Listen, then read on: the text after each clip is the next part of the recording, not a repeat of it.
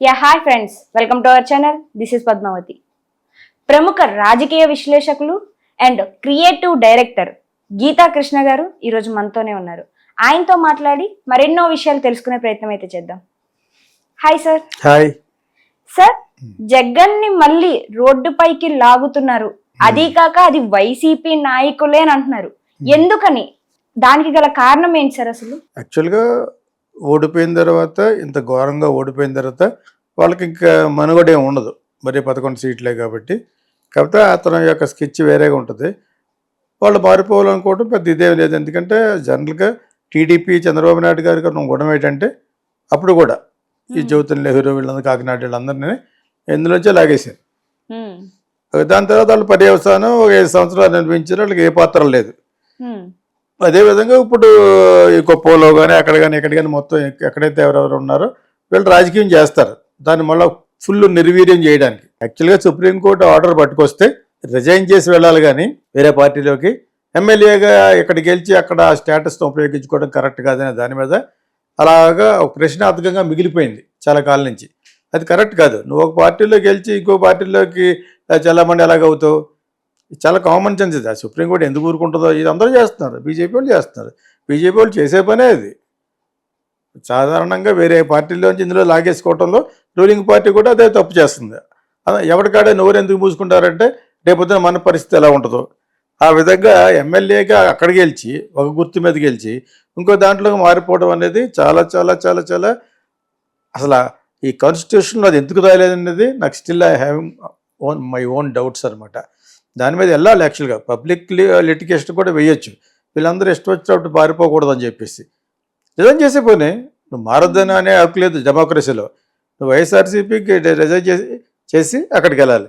ఈ పని జగన్ దగ్గరికి వచ్చేటప్పుడు జగన్ అట్లీస్ట్ చాలామందిని చేర్చుకోలేదు, ఇంక్లూడింగ్ వల్లంనేని వంశీ వాళ్ళందరూ కూడా ఒక దాటుకు పెట్టేది తప్పితే వెంటనే జంప్ చేసేస్తే సంఘాలు గుర్తేసుకుని ఆ టైంలో జగన్ చేయలేదు. జగన్ సమర్థిస్తున్నాను కదా, అతని ప్రాబ్లం, అతని సైకో ప్రాబ్లం అతనికి. ప్లస్ ఏమో ఒకసారి గెలిచి కొంతకాలం ఇతను పరిపాలించినప్పుడు కూడా ఉన్న వాళ్ళని తీసేసి కొత్త వాళ్ళని పెట్టడం వల్ల అసలు వాళ్ళు ఇంకా దగ్గర అవ్వలేదు. దగ్గర అయ్యే టైంలో ఓడిపోయాడు. నైతికంగా వాళ్ళకి దగ్గర అయ్యి ఇతనితో మాట్లాడి ఇతనితో సఖ్యతగా ఉండే పరిస్థితి కూడా ఎందుకు లేదంటే మొత్తం అందరిని మార్చేశాడు. అంతకుముందున్న మొత్తం అంటే ఆల్మోస్ట్ ఒక 80% మార్చాడు. సీనియర్లు అనుకున్న కొడాలని అనే వీళ్ళందరినీ ఉంచాడు. ఓకే, పేరు నాని బదులు పేరు నాని వాళ్ళ అబ్బాయికి అలాగే కొంతమందికి ఇచ్చాడు. రోజా అని వీళ్ళందరికీ ఇచ్చాడు. వాళ్ళందరూ కూడా ఒక అమ్మడిగా మొత్తం ఓడిపోయారు, హోల్సేల్గా ఓడిపోయారు. పెద్దిరెడ్డి అని ఈయనకి కావాల్సిన రైట్ హ్యాండ్లో లెఫ్ట్ హ్యాండ్లో అని మాట ఉంచుకుని మిగతా వాళ్ళందరూ చెత్తరగాయలని చెప్పేసి తీసాడు. అదొకటి ఇతను ఓడిపోవడానికి మేజర్ కారణం. వాళ్ళంతా కూడా యాంటీ చేసి ఉంటారు. తెలుగుదేశానికి వెళ్ళకపోయినా కూడా డెఫినెట్గా యాంటీ చేసి ఉంటారు. ఇతనికి ఏదో భయపడి కొంచెం అలా సబ్మిసివ్గా ఉండాలి. కానీ డెఫినెట్గా ఇతనికి అన్ని విధాల దారులు మూసిపోవడానికి కారణం ఏంటంటే స్వయంకృత అపరాధంగా తన యొక్క పాలసీలు. ఈ పాలసీని ఆవిడ డిక్టేటర్షిప్ పాలసీస్ అనమాట. నా ఒక్కడి మీద గెలిచావు. ఈ అహంకారం ఒకప్పుడు చేతి గుర్తుకు వేయమని ఇందిరాగాంధీకి ఉండేది.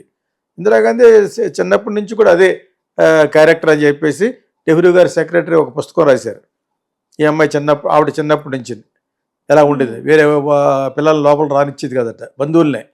సో అంత నిరంకుశం ఉన్న నిరంకుశత్వపు పోకడలో ఉన్న క్యారెక్టర్ ఉంటారు. పుట్టుకతోటే వాళ్ళకి అన్ని కలిసి వస్తే అలా పుడతారు. ఇతనికి పుట్టుకతో అలా ఉన్నా లేకపోయినా ప్రాక్షనిస్ట్గా పెరిగాడు, ప్రాక్షనిస్ట్గా పుట్టాడు. ఈజ్ అ క్లీన్ 150% ప్రాక్షనిస్ట్ కింద లెక్క జగన్. అంచేత అతనికి నా వల్లనే నా బొమ్మ పెట్టి అవ్వాలి, నేను సానుభూతికి వెళ్ళి ఓదార్పు యాత్రకి వెళ్ళిన వల్లనే నేను గెలిచాను అనేది అతనిలో బాగా ఉంది. అది కూడా కరెక్టే. ఎందుకంటే అసెంబ్లీలో రిజైన్ చేసేసి ఎవరిని వెళ్ళకుండా మొత్తం అతనే ఓదార్పు యాత్రని సంవత్సరాలు చేసుకుంటూ వెళ్ళి వాళ్ళ ఫాదర్ కనిపెట్టిన పాదయాత్రలో గెలుచుకొచ్చాను అనేది డెఫినెట్గా ఉంటుంది. మనం బయట నుంచి చెప్పడం చాలా ఈజీగా ఉంటుంది. అతను లోపల దిగాడు కాబట్టి అన్ని రోజులు ఓదార్పు యాత్ర పేరు మీద వెళ్ళి వాళ్ళందరినీ అక్క, అమ్మ, అవ్వ, బొవ్వ అని చెప్పేసి కిస్ చేయడాలు. నేను ఎప్పుడో చూసేవాడిని రోమన్ సినిమాలో చేతిని కిస్ చేయడం అనేది, నెత్తి మీద చేయబెట్టాలి. ఇవన్నీ మొత్తానికి ఇటువంటి విన్యాసాలన్నీ చేసి ఆస్కార్ పెర్ఫార్మెన్స్ చేసి గెలిచాడు. గెలవడంలో అలాగేలా కాదు, తెలుగుదేశాన్ని మట్టానికి నొక్కేశాడు. 23 సీట్లతోటి ఫినిష్. పవన్ కళ్యాణ్ కదా ఒక సీటే, తనకి 2 చోట్ల ఓడిపోయింది. ఇంతకంటే అభాసపాలు ఏమి ఉండదు. అతనికి అహంభావం ఆటోమేటిక్గా పెరిగిపోయి నెక్స్ట్ ఎలక్షన్లో ఏం చేశాడు, మీరందరూ కట్ 2 సంవత్సరాలకి ఒకసారి కొంతమంది మినిస్టర్లు మార్చి దాని తర్వాత మొత్తం మీరంతా కూడా కట్ అని చెప్పి కొత్త వాళ్ళని పెట్టాను. ఇదో పెద్ద స్ట్రాటజీ అనుకున్నాను నేను కూడా. ఈ స్ట్రాటజీ మరి ఎటువంటి స్ట్రాటజీలు అంచేత అది స్ట్రాటజీ లేదు, ఏం బొంగు లేదు. అతను యాక్చువల్గా అతని యొక్క నిరంకుశత్వపు యాటిట్యూడ్, డిక్టటోరియల్ యాటిట్యూడ్, నా పేరు మీద గెలిచాం ఉంటుంది సాధారణంగాను. అంత మెజారిటీ వచ్చింది పోయినసారి. ఆ మెజారిటీ రావడంతో అతను చేసిన ఇటువంటి పనులన్నీ కూడా తను చేసిందే రాజ్యం, నేను ఎక్కడ ప్రమాణ స్వీకారం చేయబోతున్నాను కూడా ముందే చెప్పాడంటే ఇది ఇండైరెక్ట్గా ప్రజలందరికీ బ్యాడ్ వచ్చేసింది. ఏంటి ఇతను మనం వేస్తే గెలిచిన ఇతనికి ఇంత అరాచకం అని 1కి 100 సార్లు చెప్తున్నాడు పవన్ కళ్యాణ్ చంద్రబాబు నాయుడు అని చెప్పేసి మొత్తానికి whatever it is the equations have capsized అంటారు అన్నమాట. మొత్తం అంతా తల్లకిందులు అయిపోయి ఘోరంగా ఓడిపోయాడు. మరి అటువంటిప్పుడు వాళ్ళ పార్టీలో ఉన్న వాళ్ళకి పెద్ద సఖ్యత కూడా ఉండదు. కొత్త వాళ్ళందరూ సగం మంది కవన్ కిస్కాలు వాళ్ళు డెఫినెట్గా ఈ తెలుగుదేశం వాళ్ళు గోగుతూ ఉంటారు వచ్చారా అని. ఎందుకంటే ఆ 11 మంది తేవడం పెద్ద ఈజీ, డబ్బులు కూడా ఇవ్వకలేదు వాళ్ళకి. వచ్చామంటే వచ్చేస్తారు, డబ్బులు ఎందుకు ఇస్తాడండి? వాళ్ళు గవర్నమెంట్ ఏమన్నా వీళ్ళకి థ్రెట్గా ఉండి అపోజిషన్ పార్టీ అసెంబ్లీలో చాలా స్ట్రాంగ్గా ఉండి తప్పితే ఫోన్ చేస్తే వచ్చేస్తారు. అదే కూడా చంద్రబాబు నాయుడు గారి లెవెల్ కూడా ఫోన్ చేయని అవసరం లేదు. ఇది కింద ఉంటారు కార్యకర్త లెవెల్లో వాళ్ళు వెళ్ళిపించి వచ్చేయండి అంటారు. ఎందుకంటే కోర్టు ఇంకా ఆర్డర్ ఇవ్వలేదు, రిజైన్ చేసి వెళ్ళాలనే ప్రాతిపదిక వస్తే మొత్తం బీజేపీ కూడా దెబ్బ వస్తుంది. రిజైన్ చేయకుండా ఇంకో చోటుకి గెలిచి ఇక్కడ రావడం ఏంటి? సో ఇవి యాక్చువల్గా జగమెరిగిన నగ్న సత్యాలు, బూతులు, ఎన్ని తప్పులు. సో ఆ విధంగా ఉన్న 11 మంది వచ్చేస్తారు. ఇక ఉంటే నీకు ఒక పని అవ్వదు. జగన్ ఎమ్మెల్యేగా చెప్తే ఒక పని చేయరేళ్ళు, కనీసం ఆ పార్టీలో వెళ్ళిపోయాయని తెలిస్తే కొన్ని పనులు చేస్తారు. ఎమ్మెల్యేగా ఉంటుంది, అలాగే ఉండకూడదు అన్నాను. నువ్వు పార్టీకి వెళితే ఇక్కడ రిజైన్ చేసేయాలి యాక్చువల్గా. అప్పుడు ఎవడో మారడు, మళ్ళీ ఎమ్మెల్యేగా ఎలా గెలుస్తావు? రిజైన్ చేస్తే మళ్ళీ ఎలక్షన్లు వస్తాయి. ఎమ్మెల్యేగా రిలీజ్ చేస్తే మళ్ళీ ఉపయోగం అక్కడికి వస్తాయన్నమాట. అది you have to stand, contest చేయాలి. నీకు అర్థమైనప్పుడు మీకు సో అప్పుడు తెలుగుదేశంలో కంటెస్ట్ చేస్తావా, బీజేపీలో వేస్తే ఇట్స్ అప్ టు యూ. ఆ రూల్ పట్టుకొస్తే చాలా వరకు తగ్గుతాయి అన్నీ. అర్థమైనప్పుడు ఇప్పుడు మారిపోవడంలో అంతరార్థం ఏంటంటే అక్కడ ఉండటం వల్ల ఏంటి ఉపయోగం? నిరుపయోగం. మళ్ళీ నీకు ఏ పని చేయరు. ఎమ్మెల్యే అన్న తర్వాత ఏదో చిన్న పని చేయమంటారు. వాళ్ళు వెళ్ళి పక్క ఊరులో ఉన్న టీడీపీ ఎమ్మెల్యేని అడగడు కదా, ఈ వాళ్ళ ఎమ్మెల్యేని అడుగుతారు. అది వైఎస్ఆర్సీపీ కానీ కాంగ్రెస్ కానీ ఎవరైనా కూడా. అంచేత వాళ్ళకి అడిగినప్పుడు కొన్ని పనులనే జరుగుతాయి. వాళ్ళ మారటం వెనకాల అంతరార్థం వాళ్ళకి పనులు జరిగితే డబ్బులు వస్తాయి. ₹1,00,000 పని చేసి పెడతాడు అనమాట. అడుగు 10 లక్షలు లబ్ధి వస్తాడు, ఇటు 1,00,000 ఇస్తాడు. ఎమ్మెల్యే ఎందుకు అవుతారు? అది ముందు ఖర్చు పెట్టుకుని ఉన్న డబ్బులన్నీ ఖర్చు పెట్టి ఊటి చేసుకుని ఎందుకు ఖర్చు పెడతారు? ఎమ్మెల్యే అయిన తర్వాత డబ్బులు సంపాదించుకుందామని, అంతేనా? ఇది అందరికీ తెలిసి ఇందులో పెద్ద రహస్యం ఉంది. సో అప్పుడు చిత్తుగా ఓడిపోయిన వైఎస్ఆర్సీపీలు ఎందుకుంటాడు? అది చంద్రబాబు నాయుడు గారి లెవెల్కి కూడా అడగవలసిన అవసరం లేదు, లోకేష్ లెవెల్ కూడా అవసరం లేదు. ఎవడో కార్యకర్తలు చెప్తే ఇచ్చేస్తారు. అసలు నేను చేర్చుకుంటారో లేదో అని అడగ ఏదో విధంగా చేర్చేద్దా అనే లెవెల్కి వచ్చేస్తారు. ఎందుకంటే అంత తక్కువ మెజారిటీ ఉంది వాళ్ళకి. So this is the political scenario అని ఆంధ్రప్రదేశ్. అదే ఆంధ్రప్రదేశ్ అంటే తెలంగాణ అంటే ఎక్కడైనా అలాగే ఉంటుంది. మైనారిటీలోకి పడిపోయి నీకు పెద్ద మెజారిటీ లేనప్పుడు, అపోజిషన్గా ఉన్నప్పుడు నీకు పనులు జరగవు సరిగదా, నీకు వాల్యూ ఉండదు, ప్రజల్లో కూడా ఉండదు. ఈడేం చేస్తాడులే అనవసరంగా వేసే వీటికి ఓట్లు, అక్కడ గవర్నమెంట్ వేరే ఉంది, చంద్రబాబు నాయుడు గవర్నమెంట్ ఉంది అక్కడ, ఇక్కడ రేవంత్ రెడ్డి గవర్నమెంట్ ఉందని చెప్పేసి పనులు జరగమని చెప్పేసి ఆ ప్రజలు అడుగుతారు, నువ్వు పక్క వెళ్ళిపోమని. ఎప్పుడైతే రిజైన్ చేసి వెళ్ళాలనే కండిషన్ ఉందో వెళ్ళడం, ఎమ్మెల్యే పోతుంది అడిగి, నువ్వు వస్తే ఎంత, నువ్వు రాకపోతే ఎంత. అది కోర్టు పట్టుకోవాలి. ఇది ఒక లెవెల్ వరకు వెళ్ళిన తర్వాత నాలాంటి వాళ్ళు కొన్ని 100 మంది కలిసి సుప్రీంకోర్టులో పెట్టాలి. అది కోర్టులే వాళ్ళు సొంతం అయిపోయినట్టు ఇంకేం చేస్తాం? జస్టిస్ డిపార్ట్మెంట్లే మేనేజ్ చేసేస్తారు వాళ్ళు, రూలింగ్ పార్టీలు ఎవరైతే ఉన్నారో వాళ్ళు ఇంకేం చేస్తారు? ఈ పొజిషన్లో భారతదేశంలో పక్కా డెమోక్రసీ జరగాలంటే, పక్కా డెమోక్రాటిక్ కంట్రీగా నిరూపించబడాలంటే you have to change the law. ఎలాగంటే ఒకసారి ఎలక్ట్ అయిన తర్వాత యూ ఐదర్ కంటిన్యూ అవ్వు, మరి ఇంకో పార్టీలోకి వెళ్ళాలంటే రిజైన్ చేయి అనే కండిషన్ పట్టుకొస్తే చాలా వరకు బాగుపడద్దు. ఒక చోటుకి వెళ్ళటం, ఎవడు పవర్ ఉంటే అటు తిరిగిపోవటం, అటు వెళ్ళటంలో కూడా అంతరార్థంలో కూడా న్యాయం ఉంది. ఎందుకంటే మాకు పనులు జరగవు కదా. ఇప్పుడు జగన్ పార్టీలో ఉన్న ఎమ్మెల్యేస్కి ఎలా చేస్తారు, ఏ మొహం పెట్టుకు అడుగుతారు? అట్లీస్ట్ ఆ పార్టీకి వెళ్తే నేను ఇతను నిర్వీర్యం చేసేస్తే సరే ఓకే, ఆ పార్టీ నుంచి వచ్చినట్టుకి చిన్న చిన్న పనులు చేసి పెడతారు. కక్షపూరిత రాజకీయాలు నడుస్తున్న మన రాష్ట్రాల్లో ప్రస్తుతం ఇండియాలోనే పనులు జరగాలంటే డెఫినెట్గా ఎవరైతే రూల్ చేస్తున్నారో వాళ్ళ తరపున నువ్వు ఉండాలి. అది సింపుల్గా. జగన్ పార్టీని జగన్ రోడ్డు మీద వేసడే ఉంది.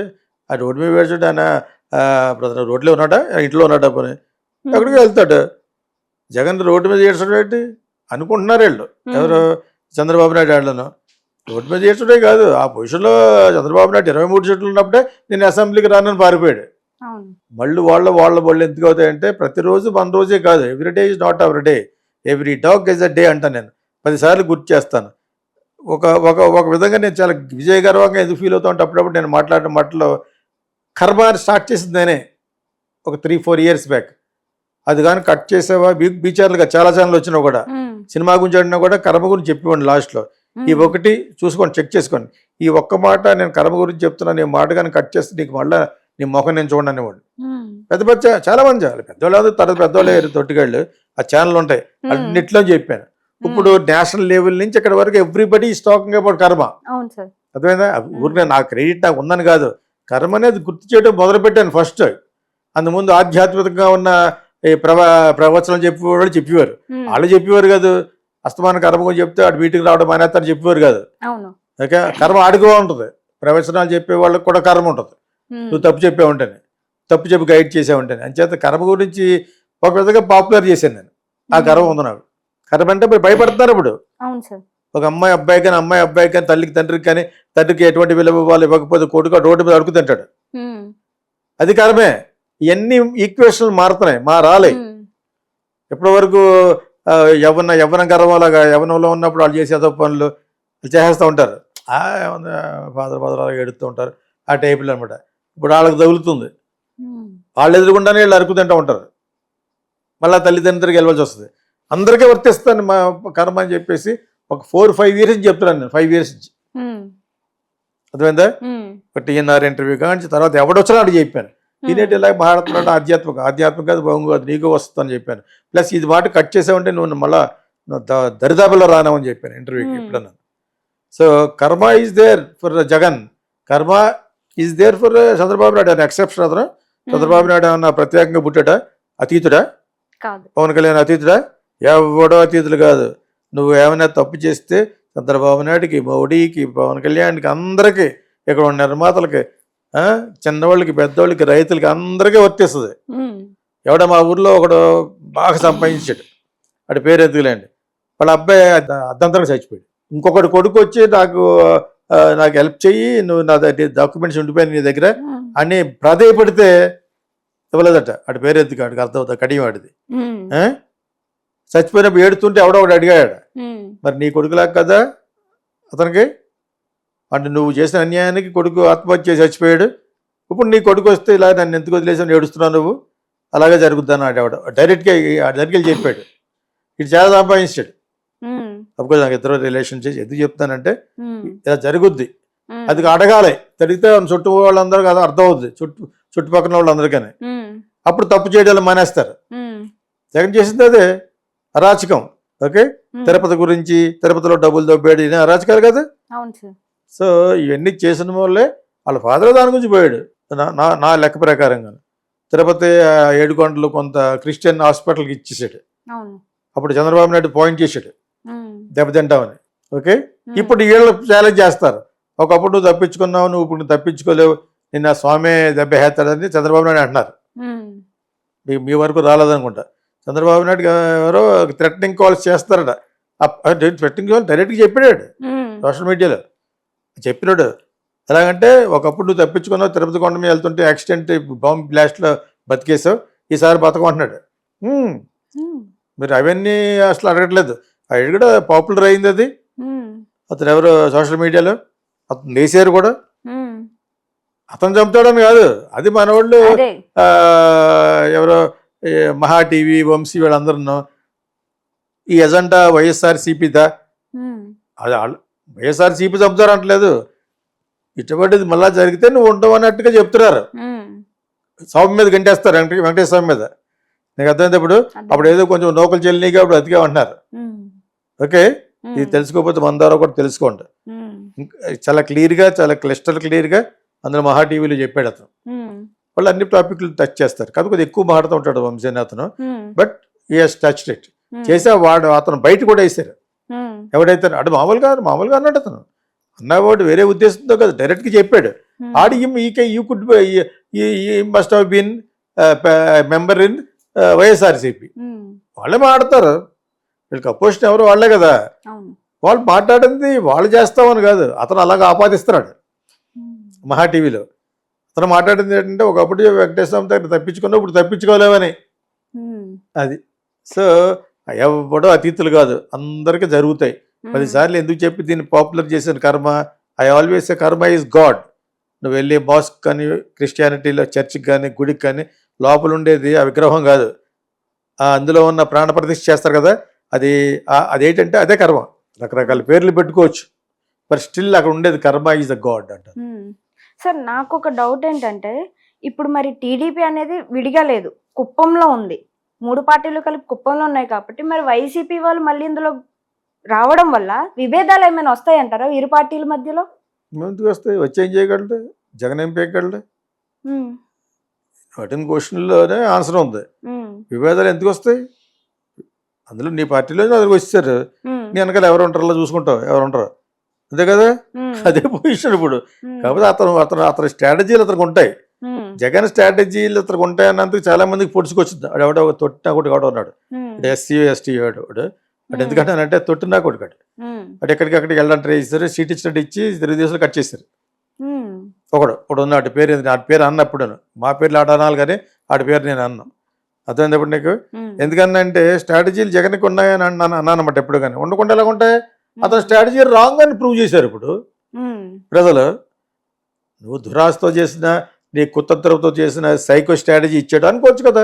అదేవిధంగా చంద్రబాబు నాయుడుకి స్ట్రాటజీ వేసేయడు. ముందు వేసినా కూడా 23 సీట్లే వచ్చినాయి. ఉమ్, నీకు ఎవరైతే సపోర్ట్ చేశారో దానికంటే ముందు పవన్ కళ్యాణ్ని, పవన్ కళ్యాణ్ గురించి కాదు మేము గెలిస్తే మేమందరం మేమే గెలిచామని చెప్పేసి ప్రపంచవ్యాప్తంగా ఉన్న కమ్మస్ అందరూ అన్నారు. ఉమ్, డమాలు పడిపోయారు. ఉమ్, ఇప్పుడు మళ్ళీ ఇంక వేరే ఇది లేక పవన్ కళ్యాణ్ వెనకాల వెళ్తున్నారు, వెళ్ళారు గెలవడం కోసం. గెలిచిన తర్వాత అతను పక్క పెట్టడానికి ట్రై చేయడానికి చేస్తున్నట్టుగా విన్నాను నేను. అది జరగదు. అలా జరిగితే మొత్తం పడిపోతారు.